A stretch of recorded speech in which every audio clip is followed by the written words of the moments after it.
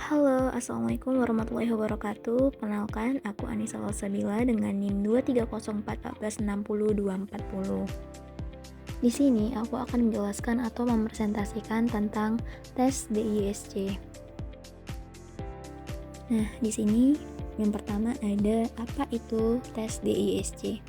Nah, DISC merupakan tes kepribadian yang dikembangkan oleh Dr. William Moulton Marston pada tahun 1928 melalui karyanya yaitu The Emotion of Normal People.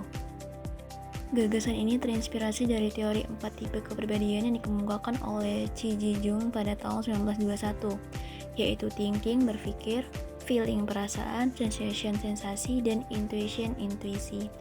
Nah, dari teori Jung tersebutlah Marston merumuskan 4 aspek kepribadian yang terlihat dalam perilaku, yaitu dominance, dominasi, influence, kemampuan mempengaruhi, steadiness, kestabilan, dan compliance, ketelitian atau kritis, yang kemudian dikenal sebagai teori dan tes DISC. Instrumen ini digunakan untuk menilai kepribadian serta pola perilaku individu yang tampak secara nyata, tanpa dipengaruhi oleh latar budaya maupun keterampilan tertentu. Nah, melalui DISC kita dapat memahami bagaimana seseorang bersikap di berbagai lingkungan seperti pekerjaan, rumah, maupun sekolah. Bagaimana ia menghadapi suatu situasi tertentu serta bagaimana cara individu memecahkan suatu masalah. Selain itu, DISC juga berguna untuk mengenali karakter diri dan orang lain, membantu dalam penyelesaian konflik, meningkatkan keterampilan komunikasi, dan juga mengidentifikasi kelemahan diri agar dapat diarahkan pada pengembangan pribadi. Lalu selanjutnya ada dimensi utama DISC. Nah, unsur dalam tes DISC terbagi menjadi 4 dimensi, yaitu dominance, influence, steady, dan compliance. Setiap kategori ini memiliki ciri khas tertentu, lengkap dengan kelebihan serta kekurangannya masing-masing. Nah, yang pertama ada dominance. Orang dengan skor dominance tinggi biasanya bersikap tegas, langsung, dan mandiri. Mereka menyukai tantangan, kompetisi, serta dikenal ambisius dengan kemauan yang kuat untuk mencapai kehendaknya. Keunggulan dari individu ini, ia memiliki motivasi besar, mampu menjadi pemecah masalah, berani mengambil resiko, dan juga inisiatif. Namun kelemahannya adalah ia tidak menyukai rutinitas, bisa bersifat temperamental dan agresif, serta kurang mudah mempercayai orang lain dan tidak cocok dengan pekerjaan yang membutuhkan detail tinggi. Nah, yang kedua ada influence. Influence ini adalah tipe yang memiliki kemampuan sosial yang menonjol, senang bekerja sama, dan juga lebih sering mengandalkan interaksi interpersonal untuk menyelesaikan masalah. Mereka cenderung ramah, terbuka dalam mengekspresikan diri, serta mudah bergaul. Kelebihan dari individu ini yaitu ia memiliki sifat optimisme, sifat persuasif, mampu memotivasi orang lain, bersahabat, dan juga penuh antusias. Di sisi lain, mereka juga dapat menjadi impulsif, emosional, terlalu fokus pada hasil, dan juga mudah tersinggung atau marah. Lalu yang ketiga ada steadiness atau steady. Nah, individu dengan tipe steadiness ini, ia tampak tenang, berhati-hati, dan konsisten. Mereka tekun, gigih, serta lebih menyukai pola hidup yang stabil dan teratur. Kelebihan individu ini terletak pada kesabaran mereka, kepedulian terhadap orang lain, dan konsistensi dalam bekerja. Lalu kelemahannya adalah kesulitan beradaptasi, cenderung pasif, menghindari konflik, bisa bersikap egois, ragu dalam mengambil keputusan, dan juga kurang mau bertanggung jawab. Lalu yang terakhir ada compliance. Nah, tipe compliance ini dicirikan dengan ketelitian, kecermatan, serta kesukaan pada pekerjaan yang terstruktur dan jelas.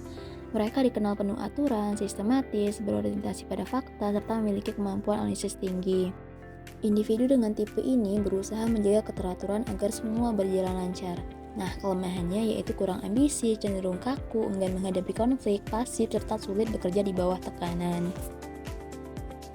Selanjutnya adalah tujuan penggunaan tes DISC. Nah, penggunaan tes DISC ini bertujuan untuk mengidentifikasi tipe kepribadian individu dalam konteks perilaku kerja sehingga dapat diketahui cara mereka menghadapi tantangan, berinteraksi, dan juga menanggapi aturan. Hasil tes ini membantu organisasi menggambarkan karakteristik kepribadian pegawai, mendukung pengambilan keputusan, dan juga memperlancar komunikasi dengan tim dan pemangku kepentingan. Selain itu, DISC juga bermanfaat bagi manajer dalam mengenali kekuatan dan kelemahan individu, sehingga memudahkan penempatan kerja yang sesuai dan pembentukan tim yang lebih efektif. Tes ini juga sering dipakai dalam proses rekrutmen untuk menyesuaikan karakter calon pekerja dengan tuntutan profesi, misalnya pada bidang keperawatan yang membutuhkan sifat sabar, empati, serta konsistensi, seperti yang tercermin pada tipe steadiness. Lalu selanjutnya adalah cara kerja tes di ESC. Nah, yang pertama adalah penyajian tes. Di ESC disusun dalam bentuk kuesioner berisi sejumlah pernyataan yang mewakili 4 dimensi utama, yaitu dominance, influence, steadiness, dan compliance. Responden akan diminta untuk memilih pernyataan yang paling sesuai dan paling tidak sesuai dengan dirinya. Lalu yang kedua ada pengisian oleh responden. Peserta akan mengisi kuesioner secara mandiri atau self-report. Jawaban mereka mencerminkan persepsi individu tentang gaya perilaku mereka, baik dalam situasi umum maupun saat menghadapi tekanan. Lalu yang ketiga ada penskoran. Setiap pilihan responden dikategorikan ke dalam salah satu dimensi di ESC. Skor untuk tiap dimensi dijumlahkan sehingga menghasilkan profil yang menunjukkan kecenderungan perilaku individu. Lalu yang terakhir ada interpretasi. Nah, hasil skor diplot dalam diagram atau profil di ESC. Dimensi dengan skor tertinggi menunjukkan gaya dominan individu, sedangkan skor lainnya menunjukkan karakter pendukung. Nah, dari sini dapat dianalisis kekuatan, kelemahan, serta kecocokan individu dengan pekerjaan tertentu. Nah, selanjutnya ada kelebihan dan kekurangan tes di ESC. Yang pertama ada kelebihan. Tes di ESC memiliki sejumlah kelebihan yang membuatnya banyak digunakan dalam pengukuran kepribadian. Yang pertama adalah tes ini membantu individu untuk lebih mengenal dirinya, terutama dalam memahami kekuatan dan kelemahan pribadi.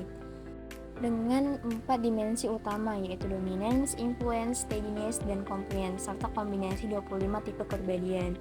Di ESC memberikan gambaran yang cukup jelas mengenai kecenderungan perilaku seseorang. Kelebihan lainnya adalah kemudahan dalam penggunaan, karena tes bersifat objektif dan cukup dijawab oleh peserta sesuai instruksi yang diberikan. Selain itu, ketika tes ini diterapkan melalui aplikasi digital, hasilnya dapat diperoleh dengan cepat, akurat, dan efisien dibandingkan dengan pelaksanaan secara manual. Penggunaan aplikasi juga memungkinkan penyimpanan riwayat hasil tes dalam bentuk data digital, sehingga memudahkan individu untuk meninjau kembali hasil yang pernah diperoleh. Lalu yang kedua ada kekurangan. Nah, tes di ESC ini memiliki beberapa keterbatasan. Jika dilakukan secara manual, proses pengerjaan dan pengoreksian membutuhkan waktu yang cukup lama sehingga hasil tidak dapat langsung diketahui. Selain itu, meskipun hasil tes dapat menunjukkan tipe kepribadian, tetap diperlukan interpretasi yang cermat agar tidak terjadi kesalahpahaman.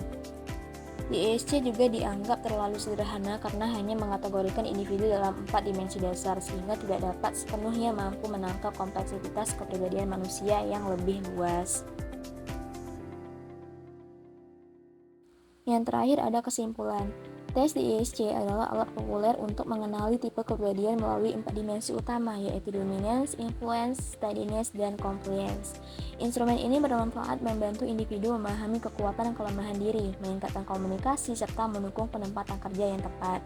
Penggunaan aplikasi digital juga mampu membuat hasil tes lebih cepat dan efisien. Meski begitu, di ESC memiliki keterbatasan karena cenderung menyederhanakan kepribadian manusia, membutuhkan interpretasi yang hati-hati, dan pada versi manual memerlukan waktu yang lama. Dari sisi teknis, aplikasi di ESC juga tidak selalu compatible dengan semua perangkat. Kesimpulannya, di ESC efektif untuk menggambarkan kecenderungan perilaku, tetapi sebaiknya dilengkapi dengan metode lain agar pemahaman kepribadian lebih menyeluruh. Selesai sudah penjelasan singkat dari saya tentang tes di ESC. Saya Anissa Salsabila pamit undur diri. Wassalamualaikum warahmatullahi wabarakatuh. Terima kasih yang sudah menonton.